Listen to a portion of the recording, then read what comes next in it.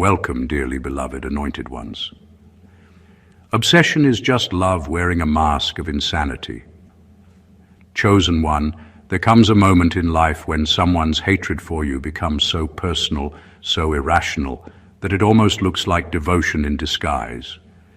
They watched your every move like you were a Netflix series they couldn't cancel, except the only plot twist was that their attempt to destroy you became their own undoing. Psychologists say that when a person fixates too long on another, their brain actually starts mirroring that person's patterns. That means the same energy they tried to use to hurt you was literally transforming them. So while they thought they were building a case against you, they were actually reconstructing your traits inside themselves, and not in a good way. Imagine hating someone so much that you start becoming a distorted version of them. They wanted to study your peace just to shatter it. They wanted to watch your glow just to dim it. But what they didn't realize is that spiritual law doesn't work like human logic. When you spend all your energy trying to curse light, that light exposes everything dark in you. It's like trying to drown someone who can breathe underwater. The only one gasping will be you. So now the very ones who schemed, plotted, and rejoiced at your pain are left wondering how you're still standing. They look drained, confused, and haunted, because that obsession didn't just fail. It boomeranged. What they built to bury you became the coffin of their own ego. And that's what we're diving into today. How their relentless mission to ruin your name turned into a masterclass in self-destruction. Strap in, because this isn't just about revenge or karma. It's about how divine justice rewrites every story that begins with envy and ends with exposure. Let's unravel how their obsession with you became their own slow-motion downfall, and why watching your peace was the real punishment they never saw coming. Number one, they built their identity around your downfall. They built their entire sense of worth around your destruction. Every rumor they spread, every insult they whispered, every lie they told, it all gave them a strange rush of power. You became their focus, their fuel, their identity. They didn't realize that in trying to ruin you, they were unconsciously building their own prison, brick by brick. When you walked away, when you healed, when you stopped reacting, their energy had nowhere to go. They had spent so long feeding off your responses that silence felt like starvation. People like that don't just want to see you fall. They need it to feel alive. They measure their importance by your downfall. You were their competition, their obsession, their secret mirror. The more they tried to tear you down, the more they exposed how empty they truly were. Without you, they had no storyline left. Their whole personality became anti-you. Every conversation, every decision, every little post was built around trying to outshine or outsmart you. It's tragic when someone's purpose becomes your destruction, because once you survive, they have nothing left to live for. When you healed, they lost control. When you elevated, they lost identity. They confused your downfall with their victory, but your peace ended up being their punishment. They couldn't comprehend how you could walk through everything they threw at you and still stand taller than before. The strength that they tried to break became the evidence of everything they'll never be. And the irony, they made you more powerful in the process. Their obsession pushed you toward evolution, while trapping them in the same cycle of bitterness they created for you. They used your name to feel important, but your detachment exposed their dependency. Without your reaction, they had to face their own reflection, and that's when the collapse began. You didn't have to fight them, you just had to stop feeding them. Their energy was never self-sustained, it was parasitic. Once you withdrew your attention, they began to decay from their own toxicity. In the end, they became a victim of their own fixation. They thought they were controlling your story, but all they really did was write their downfall using your name as the ink. And the most poetic part, you didn't even have to lift a finger. They self-destructed trying to destroy you. Number two, they were fighting the mirror, not the person. They weren't really fighting you. They were fighting their own reflection. The things they hated about you were actually the things they secretly wished they had. Your confidence exposed their insecurity. Your kindness revealed their lack of depth. Your strength made their weakness impossible to hide. You didn't do anything except be yourself, but that alone triggered everything unresolved in them. They couldn't stand the mirror you unknowingly held up, so their instinct was to break it, not realizing that breaking you meant breaking the only thing showing them who they truly were. Their issue was never you. It was the truth you represented. You reminded them of what they lost, what they faked, what they never became. When they looked at you, they saw the version of themselves they abandoned a long time ago. Every attempt to destroy you was really an attempt to silence that guilt. They thought if they could discredit you, mock you, or drag you down, they could drown out the sound of their own conscience. But truth has a way of echoing, and the more they fought you, the louder it became. They tried to label you, twist your intentions, and turn people against you because it was easier to project than to heal. You didn't just expose their jealousy, you exposed their spiritual malnourishment. They were starving for the authenticity you walk in naturally. You became proof that what they pretended to be could actually exist in someone for real. And that's what drove them insane. Your existence invalidated their performance. What they didn't realize is that mirrors don't lose their reflection when attacked. They only reveal more cracks in the attacker. Every lie they told about you only made them look more bitter. Every time they tried to humiliate you, they exposed how threatened they were. Their war against you wasn't a battle of strength. It was a confession of envy. And the harder they fought, the more they became the very image of what they despised. In the end, you didn't have to prove them wrong. Life did it for you. While you evolved, they eroded. They mistook your reflection for a rival, not realizing they were never up against you. They were up against the truth that you carried so effortlessly. Number three, their curse was their constant observation of you. Their obsession with you became the curse that drained their own spirit. They studied your every move, monitored your growth, analyzed your silence, and tried to decode your peace. What they didn't understand was that constant focus is energy exchange. You can't keep staring into someone's light without it exposing your darkness.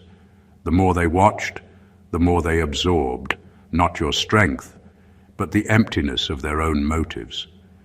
They thought keeping tabs on you would give them control, but all it did was make them dependent on your existence for emotional stimulation. They became addicted to you, not out of love, but out of competition. Your life became their reference point for validation. They couldn't make a decision, a post, or even a move without thinking of how it compared to yours. Their obsession turned you into their internal compass, even when they hated you for it. That's why their peace kept disappearing. It was tied to someone they couldn't stand. Every victory you had felt like a loss to them, and every setback you faced gave them a temporary high. That's a miserable way to live, constantly waiting for someone else's life to give your emotions permission to exist. What they didn't know is that attention is a form of worship. Whatever you constantly feed your mind with, you empower. They unintentionally fed your glow with their focus. While they watched, hoping to see your failure, they were actually pouring energy into your destiny. The same eyes that wanted to curse you became witnesses to your transformation. Every time they thought, "Why won't this person fall?" they sent you more power without realizing it. But the obsession came with a cost. You can't keep focusing on someone who's healing, growing, and rising without being forced to face your own stagnation. They saw your evolution and felt their own decay. The energy they poured into tracking you left their own life unattended. They neglected themselves, trying to keep up with someone who wasn't even competing. That's why they started looking tired, drained, and directionless. The obsession consumed them from within. In the end, their downfall wasn't your doing. It was their fixation. They thought studying your life would give them power over it, but all it gave them was exhaustion. You became their classroom, and the lesson was simple. Obsession destroys its own master. Number 4. God let them dig the hole so they could fall into the pattern they created. They thought they were outsmarting you, but all they were doing was building the stage for their own collapse. Every secret plot, every false story, every cruel move was part of a rhythm they couldn't stop dancing to. Destruction has a pattern, and once you commit to it, it doesn't let you go until it consumes you. They believed they were orchestrating your downfall, but God had already woven their consequences into every step they took. The hole they dug for you wasn't in your path. It was beneath their own feet. They just didn't know it yet. What they mistook for progress was actually their descent. They laughed when they saw you struggle, thinking you were losing, unaware that divine timing was letting them build enough evidence against themselves. God doesn't always intervene immediately. Sometimes he allows the wicked to finish their own plan, so that when the fall comes, there's no confusion about why it happened. They weren't caught by surprise. They were caught by their own patterns. The same manipulation they used on others eventually stopped working. The same lies they used to climb began turning on them. The same traps they set started triggering under their own steps. Every word of deceit they spoke about you was a seed, and every seed eventually demands a harvest. They just never expected to be the ones reaping it. That's how divine justice works. Not always loud, not always fast, but always precise. Their ego told them they were in control, that they were too clever to face consequences. But you can't outsmart spiritual law. You can't outrun what you've set in motion. When you stopped fighting, when you released it and let God handle it, that's when the blueprint began closing in on them. Their own energy folded back inward. The people they used turned on them. The lies started contradicting each other. Their power began leaking from every angle because the structure they built was never rooted in truth. You didn't have to expose them. Their actions did that on their own. In the end, it wasn't punishment. It was alignment. The universe simply returned them to the frequency they created. They thought they buried you, but God was letting them dig just deep enough to bury their own ego. And when the dirt settled, you were standing taller, because divine order always redeems what human deceit tries to destroy. Number 5, their hatred became their full-time job, but God never paid them for it. They made hating you their career. It was the first thing they thought about when they woke up, and the last thing on their mind before they slept. They monitored your progress, obsessed over your peace, and competed with your silence.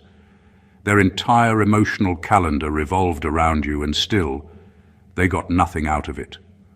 All that energy they poured into trying to destroy you never brought them satisfaction, because the spiritual economy doesn't pay out for evil investments. Hatred might give a temporary thrill, but it always returns empty. You can't build a life around bitterness and expect abundance.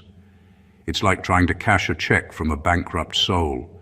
They thought tearing you down would lift them up, but that's not how divine balance works. What you send out, whether love or hate, always circles back.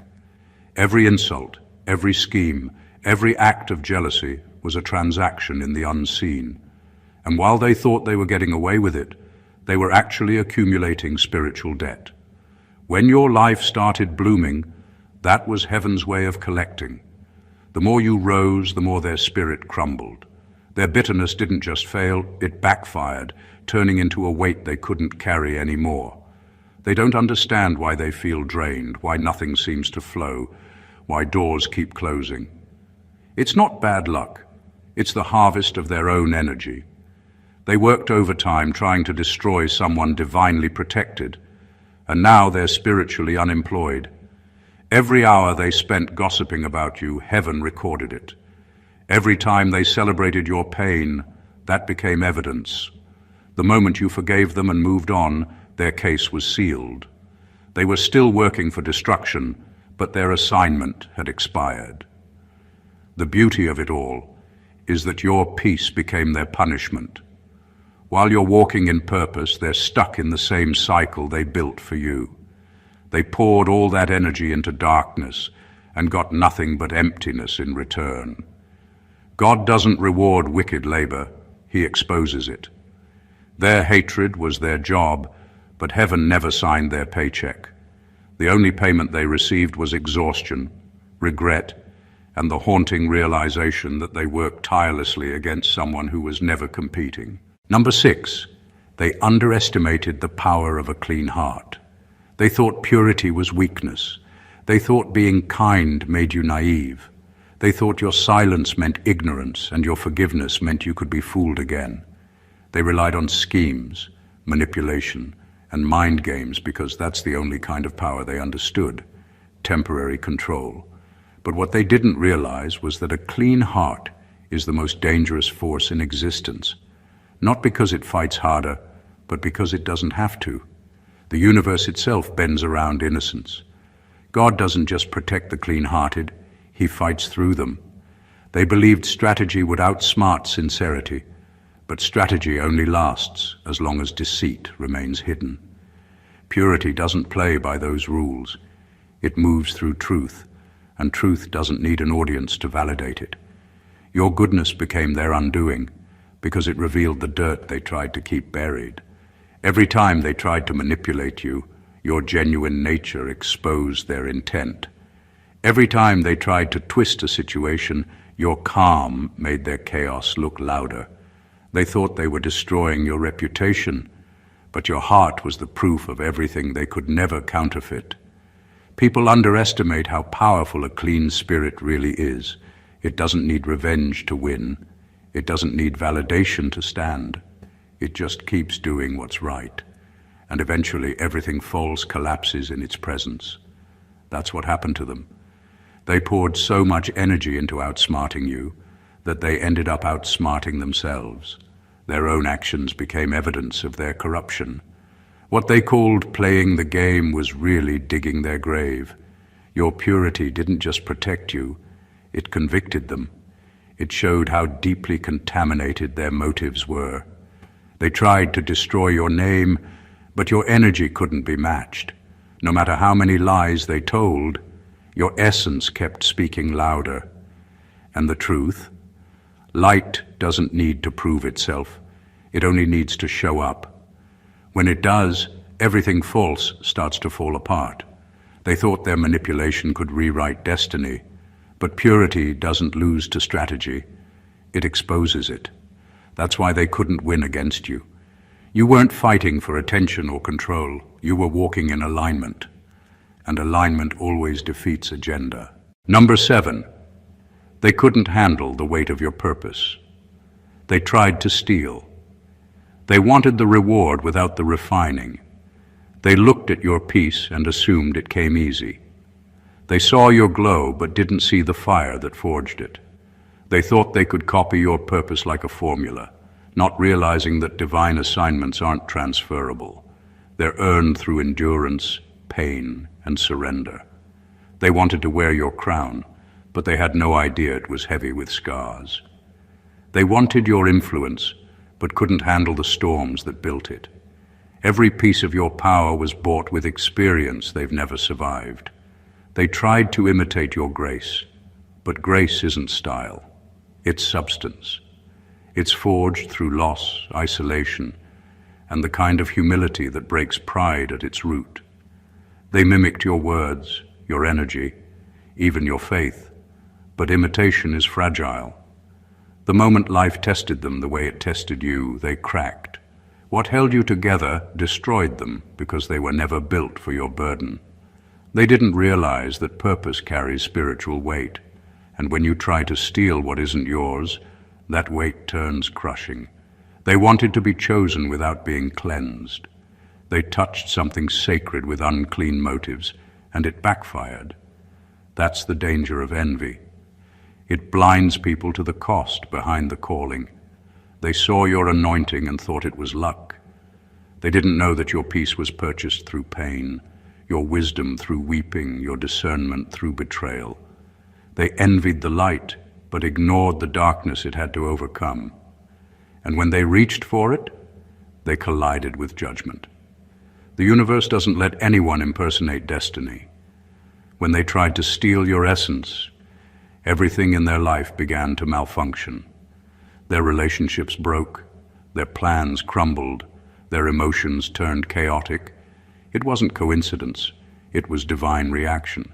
They mishandled what was consecrated, and the spiritual system rejected them like a virus. You can't steal what's assigned by God, because it's not just a position, it's a frequency. You carry something built through surrender, not ambition. They touched it with greed and called it glory, and that's why it destroyed them. The same purpose that elevates you will crush anyone who reaches for it without purity. They didn't lose because you fought them. They lost because heaven never approved their imitation. Number 8, they tried to play God in your life and ended up meeting him the hard way. They thought they could rewrite your story. They wanted to dictate your decisions, influence your relationships, and shape your direction like they were the author of your destiny. It wasn't just jealousy. It was arrogance disguised as concern. They wanted control, not connection. They thought if they could manipulate your path, they could secure their position in your life. But when people start trying to play God, heaven steps in to remind them who's actually in charge. What they mistook for power was really permission, and once it expired, judgment followed. They meddled with your spirit like it was a game, not realizing they were tampering with something sacred. You were never theirs to control. You were God's project from the start. Every time they tried to limit you, they were trespassing on divine territory. That's why everything they touched eventually turned against them. They weren't just fighting you, they were fighting divine order. And that kind of rebellion never ends well. They thought their manipulation was strategy, but it was spiritual overreach. They wanted to decide who you trusted, who you forgave, how far you could rise. They wanted to be the voice in your head, the compass of your choices. They were playing a role that didn't belong to them, and heaven doesn't take that lightly. So the very control they fought to maintain became the source of their downfall. The more they tried to direct your path, the faster they lost their own. That wasn't coincidence. That was correction. Their downfall looked like exposure, but it was actually divine intervention. God let them go far enough to reveal their motives, but not far enough to destroy you. When the collapse came, it was tailored, not punishment, but justice in its purest form. They thought they lost you, but the truth is they were removed. Heaven took back access they never should have had. You were a sacred assignment, and they handled you carelessly. Now they sit in confusion, wondering why their life feels out of alignment. It's because they touched something holy with the wrong spirit. They wanted to control your destiny, but all they did was activate divine correction. They didn't meet your wrath. They met God's boundary, and that encounter changed everything. Number 9, they mistook divine testing for human weakness. They misread everything about you because they were too shallow to understand divine timing. They thought your silence meant defeat, not discipline. They mistook your calm for weakness and your patience for powerlessness. They had no clue that heaven was in the middle of grading their intentions while protecting your peace. You weren't being quiet because you were scared. You were being quiet because you were covered. God was watching how they'd treat you when they thought you had no backup, and they failed that test miserably. Every word they spoke against you, every sneaky move they made, was being recorded in the spiritual realm. What they saw as opportunity was actually observation. God was letting them expose themselves without interference. You were never losing, you were being positioned.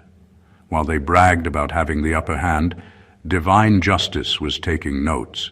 They didn't know that your delay was divine evidence gathering. When heaven moves, it moves with receipts, and by the time it's done, there's no arguing with the outcome. You could have fought back, you could have clapped back, you could have exposed them. But God told you to stay still, and that restraint was your shield. They thought you were weak for not reacting, but you were actually wise enough not to ruin your own testimony.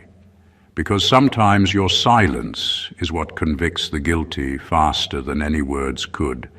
While they were performing, you were being refined. While they were lying, you were leveling up quietly. That's why when you finally rose, the shift was permanent. The test was complete. They thought you were frozen when you were actually being fortified. They thought they'd gotten away with everything when they'd only signed their own judgment.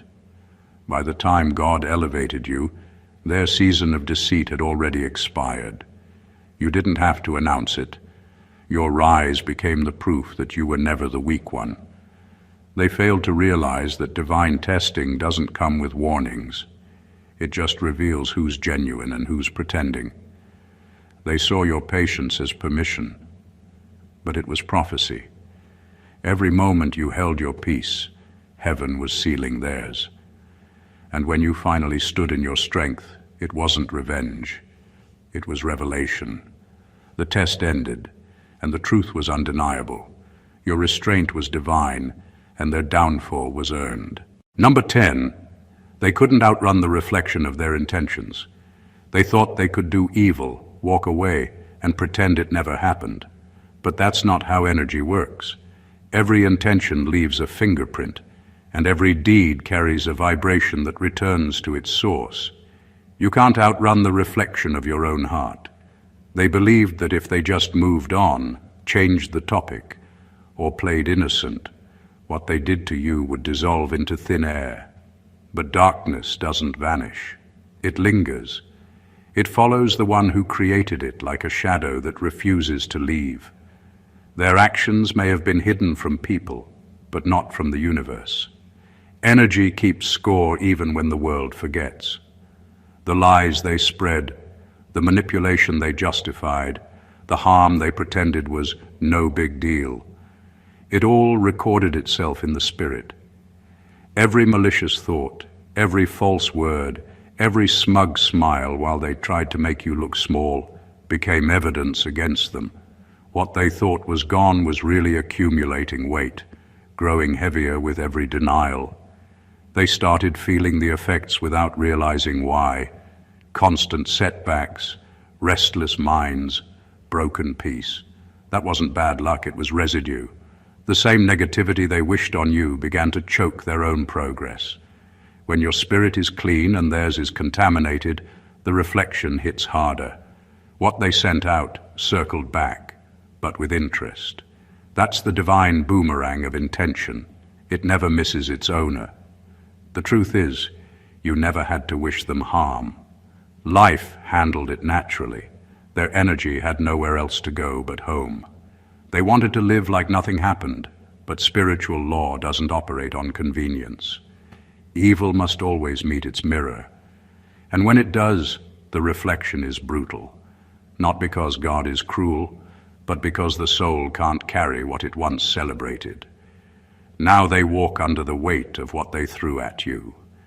They're haunted, not by you, but by their own echo. The peace they once mocked you for having has become the thing they crave most. Every negative seed they planted is now a thorn in their path. They tried to bury the truth, but you can't bury reflection. You can only face it. And when they finally did, it wasn't your image they saw. It was their own intentions staring straight back at them. Number 11, they turned spiritual warfare into self-destruction. They thought they were launching a spiritual attack on you, but in reality, they were detonating a bomb inside their own life. Every curse they sent needed a place to land, and when it couldn't penetrate your protection, it returned to its origin. That's the law of energy. What can't be received must be recycled back to its source. Their hatred, envy, and manipulation weren't weapons against you. They were mirrors of their own self-destruction. They didn't understand that spiritual warfare is never just about who's stronger. It's about who's purer. You were covered not because you fought harder, but because your energy was too aligned with God for corruption to cling to. Every time they spoke evil over you, it backfired. Every ritual, every lie, every attempt to twist your destiny turned into poison in their own bloodstream. The darkness they conjured couldn't survive in your atmosphere, so it consumed the sender instead. They called it warfare, but they weren't prepared for the price. You can't summon darkness without feeding it, and they had nothing to feed it with except themselves. Their own spirit became the altar, their own peace the sacrifice. The deeper they went in trying to ruin you, the more of themselves they lost in the process. Their sleep became restless, their blessings dried up, and their joy withered, not because you retaliated, but because spiritual law never lies. You see, you evolved beyond the frequency where their weapons could function. The vibration they operated from, envy, deceit, obsession, couldn't touch someone vibrating in truth, peace, and divine purpose. So their warfare collapsed inward. It became self-inflicted judgment. The evil they designed to find you couldn't locate you because you were already somewhere higher, unreachable, untouchable, and unbothered. In the end, they weren't destroyed by your defense. They were destroyed by their own design. Every attack was a shovel digging their own spiritual grave. They thought they were waging war on you, but they were really at war with the divine order itself. And no one wins against that. What they called revenge became repentance by force. You didn't fight, you ascended. And once you ascended, their darkness had nowhere left to go but home. Number 12, their jealousy made them spiritually paralyzed. Jealousy has a strange way of freezing the very soul that carries it. It starts as comparison, then slowly poisons everything it touches: creativity, joy, peace, even common sense. That's what happened to them. They became obsessed with measuring their worth against yours instead of nurturing their own path.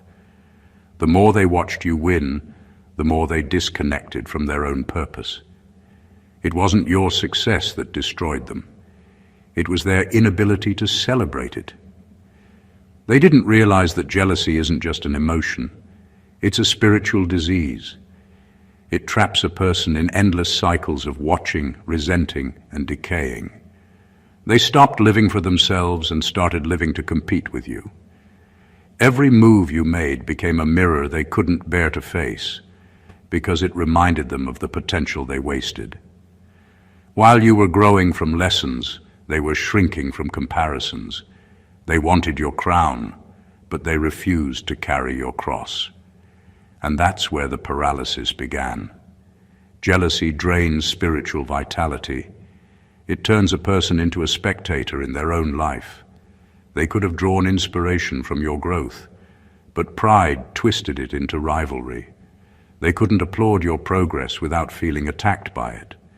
So they chose resentment over reflection, and resentment always comes with consequences. Their energy stopped moving forward because their spirit was stuck on you. Every blessing that came your way felt like an insult to their ego. Every step you took forward felt like an attack on their stagnation.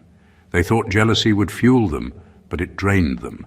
They lost their ability to create, to connect, to evolve, all because they were secretly rehearsing your downfall instead of preparing their own breakthrough. And the more they tried to outshine you, the dimmer their own light became. Jealousy numbed their soul until they couldn't even feel gratitude anymore. They became spiritually paralyzed, unable to move, unable to grow, unable to see beyond you. Meanwhile, you kept evolving, because when your heart is clean, Comparison doesn't block you, it refines you. You rose and they froze. They wanted to prove you didn't deserve your crown, but in the process, they dropped their own. Jealousy made them spectators in a movie they could have starred in, but pride kept them in the audience, watching their spirits slowly turn to stone. Number 13. They didn't lose you. They lost their access to divine protection. You weren't just a person in their life. You were spiritual covering in human form. Your presence carried divine favor, unseen protection, and an atmosphere that kept certain storms away from them. They didn't realize that the peace they enjoyed around you wasn't theirs. It was borrowed. It was grace flowing through your connection, shielding them from the consequences their choices should have already brought. When they turned against you, they weren't just walking away from a relationship. They were stepping out from under heaven's umbrella. They thought they were removing you, but they were really removing themselves from divine protection. Your presence kept their chaos contained. The moment they chose betrayal, that containment lifted, and all the spiritual backlash that had been waiting behind mercy finally caught up. It wasn't punishment, it was exposure. You were the buffer between them and what their actions had been summoning for years. Once you left, the storm had no reason to hold back. What they called freedom was actually spiritual vulnerability. They thought cutting you off meant independence, but it meant isolation from grace. People often underestimate how much divine protection flows through connection, how God hides blessings, warnings, and covering inside relationships. When they attacked you, they attacked the vessel carrying their safety. They thought you were replaceable, but they soon learned that favor doesn't transfer through imitation. Once grace leaves, no apology, charm, or manipulation can bring it back until repentance meets reality. The irony is they thought you were the reason for their misfortunes when things started collapsing, but in truth, you were the reason those misfortunes were delayed in the first place. God allowed your presence to be a shield, and once they dishonored the shield, they met the storm in full force. Their downfall wasn't random. It was the natural result of divine covering being withdrawn. They didn't lose you. They lost the spiritual protection attached to you. Every betrayal carries a price, and theirs was the removal of divine shelter.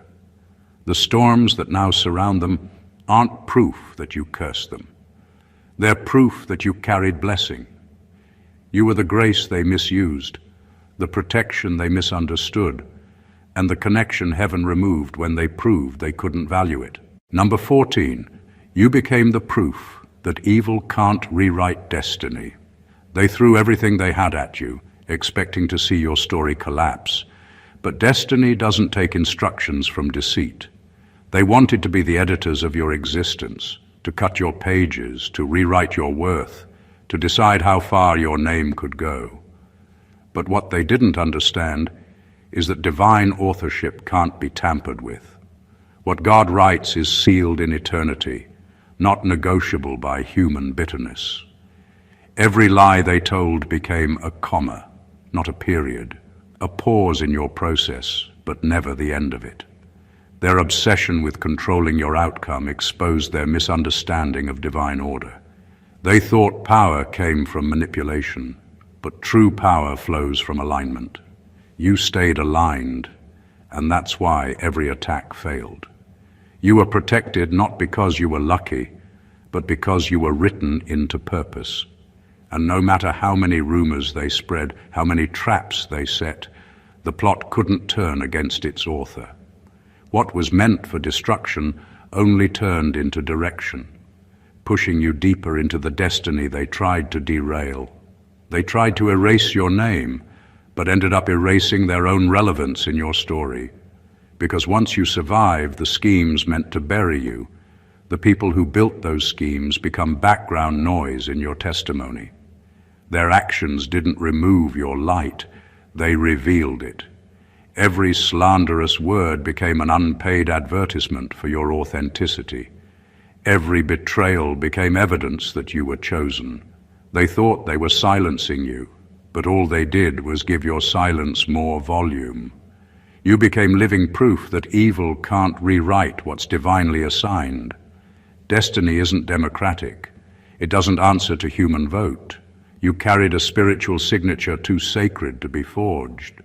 That's why every attempt to discredit you only authenticated your anointing.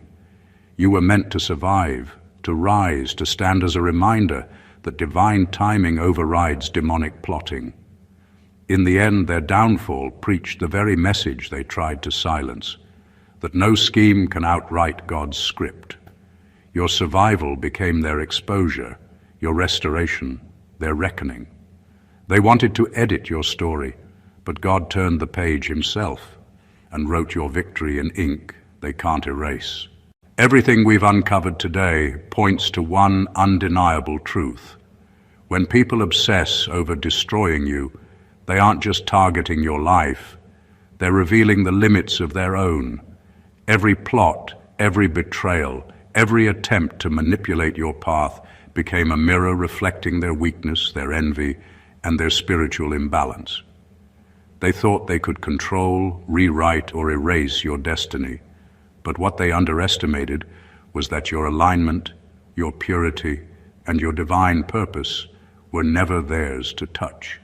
Every strategy they deployed, every lie they whispered, every manipulation they attempted bounced back like a boomerang, slowly dismantling the very foundation they built their lives on.